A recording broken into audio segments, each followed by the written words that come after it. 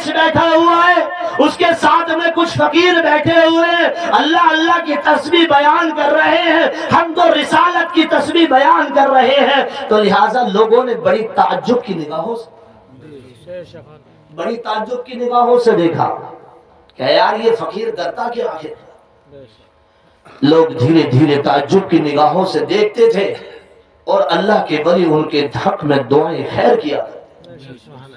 ایک مرتبہ کا واقعہ ہے کہ ایک عورت کا بچہ زیادہ رو رہا تھا، بے چین تھا، تڑپ رہا تھا، طبیبوں سے دوائی لے لی، حکیموں کو دکھا دیا، لیکن سکون نہیں مل رہا۔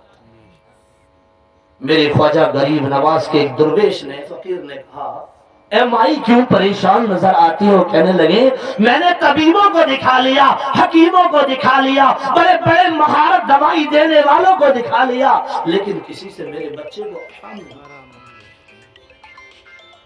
تو میرے خواجہ غریب نواز کے غلام نے کہا کہ آؤ اللہ کے ولی کے پاس لے آؤ، ہمارے پیر و مرشد کے پاس لے آؤ، انشاءاللہ جسے زمانے سے شفا نہ ملتی ہو وہ اللہ کے یہاں ولی کے آستانے پہ آ جائے، اللہ کے ولی کے دربار پہ آ جائے، اس کو آرام ملے۔ یہ درویش بیٹھے ہوئے ہیں، ان سے دم کرا لیجیے، تمہارے بچے کو اللہ نے چاہا تو شفا مل جائے۔ اب بتائیے اگر کسی کا بچہ تڑپ رہا ہو تو اس ماں کا دل کتنا پریشان ہو،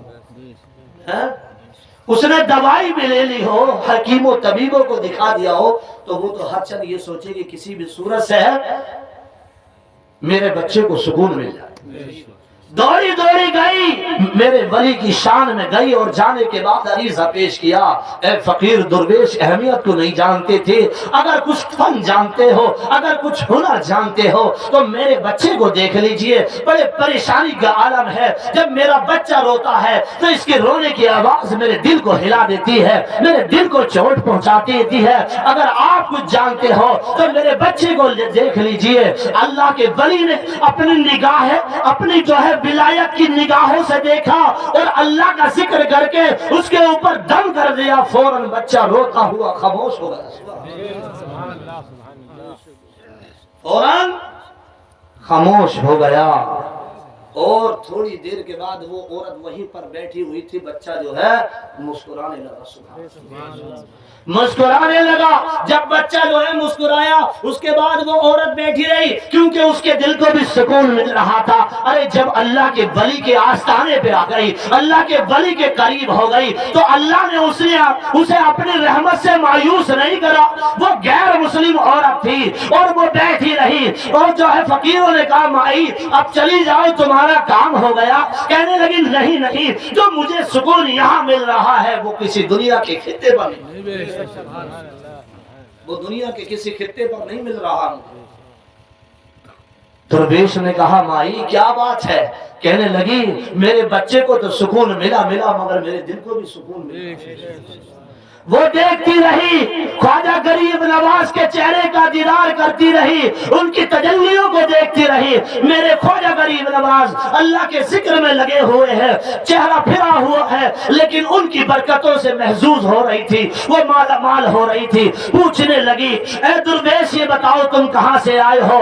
درویش نے کہا مائی یہ معلوم نہ کرو، تمہارا کام ہو گیا تم چلی جاؤ۔ بولے نہیں جاؤں گی، تم سچے نظر آتے ہو، تم مجھے اچھے نظر آتے ہو، تم مجھے پاکیزہ نظر آتے ہو، کیونکہ میں نے یہ آزما لیا، زمانے کو میں نے اپنے بچے کو دکھا دیا، حکیموں کو دکھا دیا، کہیں سے آرام نہ ملا، صرف انہوں نے اپنی زبان کو چلایا، میرے بچے پر پھونک دیا، فوراً آرام مل گیا، تو سمجھو تم بھی سچے ہو، تمہارا دین بھی سچا ہے۔ یہ بتاؤ کون سا دین تم اپناتے ہو؟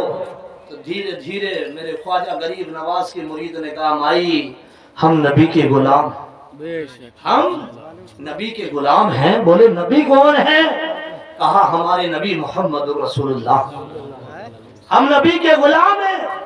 کہنے لگی اپنے پیر صاحب سے ہماری تو بات کرا دو، ہمیں تو یہاں بٹھا دیا، بچہ لے جا کے تم نے پھونکے لگوا دی، ذرا ہمیں جو ہے بات تو کروا دو۔ تو خواجہ غریب نواز کے درویشوں نے اسے قریب کیا اور پیچھے بیٹھ گئی اور میرے خواجہ نے کہا بتاؤ کیا بات کرنا چاہتی ہو؟ کہنے لگی مجھے آپ سچے نظر آتے ہو، میں یہ چاہتی ہوں جس مذہب کو تم مانتے ہو، جس دین کو تم مانتے ہو، وہ دین مجھے بھی بتا دو، اس مذہب کے بارے میں مجھے بھی کچھ سکھا دو، کچھ بتا دو تاکہ مجھے جو ہے اور دل کو میرے سکون مل جائے۔ خواجہ غریب نواز نے فرمایا اے اللہ کی بندی سنو، ہم مذہب اسلام کو ماننے والے ہیں، اس وحدہ لا شریک کو ماننے والے ہیں جس نے اللہ تبارک و تعالیٰ نے ساری کائنات کو بنایا ہے، ذرے ذرے کو اگر جو ہے سکون عطا فرماتا ہے تو وہ رب قدیر ہے، موت کا دینے والا اللہ ہے، زندگی کا دینے والا اللہ ہے، اولاد کا دینے والا اللہ ہے، موت اور جیس کا دینے والا اللہ ہے، رزق کا دینے والا اللہ ہے، اولاد کی دولت سے مالا مال کرنے والا اللہ ہے۔ اس اللہ کی وحدانیت کا اقرار کرتے ہیں، اس کی عبادت کرتے ہیں اور نبی کے غلام ہیں، مصطفیٰ کے چاہنے والے۔